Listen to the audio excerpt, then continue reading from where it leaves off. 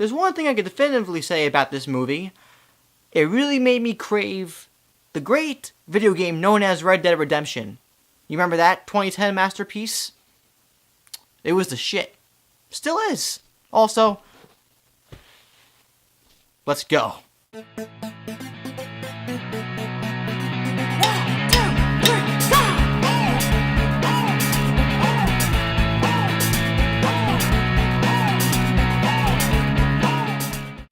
Jeez, this thing is big. Hey everybody, welcome to MaffmanJones Movie Reviews. I'm your host, John Maffio.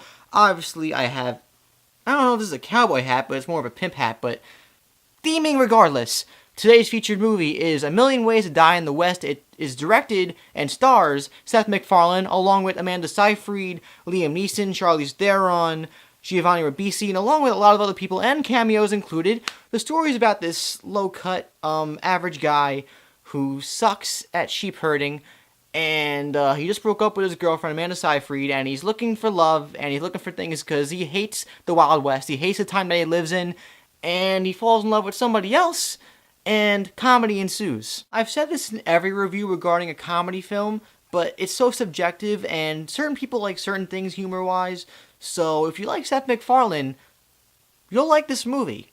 Whether you'll like it a lot or like it okay, like a little bit, is up to you.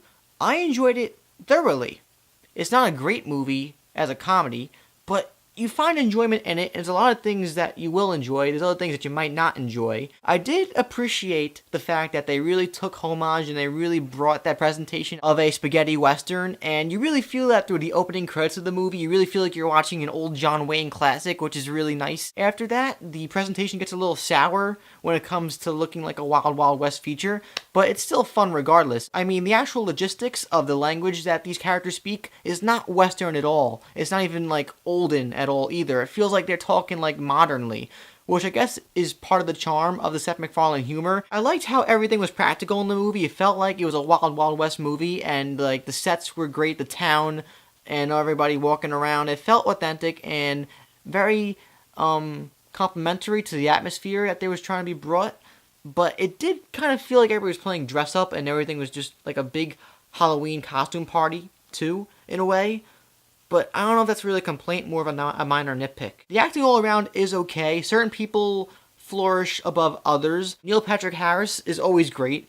He's this guy who has a mustache, and they really play on that mustache thing. He owns a mustachery with everything mustaches, which is, very simple, but in a way ingenious. Seth MacFarlane is in the lead role, and anybody could have been in this role, but I guess Seth MacFarlane is trying to be like Ben Stiller, or one of those guys where he directs and features himself in his own movies, and he didn't do a bad job.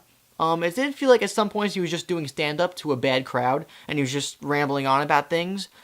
But for the most part, I think he did a good job playing the lead role, and I wouldn't mind seeing him in future movies that he directs. Excluding Ted 2, because that would just be weird. Unless he casts himself as like the best friend of Mark Wahlberg. Can you imagine that? My only real criticism of the movie, aside from the humor, which is on and off, is the fact that the movie feels too long, and the pacing is very, misjudged. You feel like the movie is ending at a certain point because it's been building up to this one climatic event, and then after this climatic event ends, the movie has like another half an hour to go. It's pretty much like being told that you have 20 miles to run before you get to the ice cream truck, and then when you get to that 20-mile radius, you find out, oh, you have to run out another 15. Sorry, motherfucker. But then there's the humor, and like I mentioned before, if you like Seth MacFarlane humor, if you like Family Guy, if you like American Dad, all those type of things, then you'll like the humor in this movie. Some of it is too immature and juvenile for my taste personally. A lot of poop jokes, a lot of like farting and all that stupid stuff. But the actual fart jokes, in my opinion, were funny. I mean, I laughed at them. I laughed at a majority of jokes in this movie, as stupid as they were. But there were some charming jokes too. There were some clever jokes that made me laugh really loud. A lot of the cameos made me laugh more than anything else. Some of the cameos in this movie are just, like, amazing. And that's all I really like to say about A Million Ways to Die in the West. It's a clever, although sometimes immature, juvenile homage to the Wild Wild West. And it's nice to see another Western movie, even if it's not, like, authentic. It's just nice to see that, and I like Seth MacFarlane doing these different types of movies. If it's not up your alley, then don't watch it. But if you like his type of movies, then I definitely recommend it, because you'll have some laughs. But when it comes down to it, I didn't regret seeing it. and paying for it. But I didn't pay for it because I have Movie Pass. Ha! I wouldn't have minded paying $12 to watch it, though. Cereal. I'm going to deem and declare that A Million Ways to Die in the West is a full-course Applebee's meal. But turning the tables to you guys, have you seen Million Ways to Die in the West? Let me know what you thought about it in the comments down below. If you've seen this and Ted, what do you prefer, this or Ted? If you enjoyed this video, please like it and subscribe to my channel so you'll never miss a review from me again, or a video too. Please check out Facebook, Twitter, and We Live Film in the info box as well.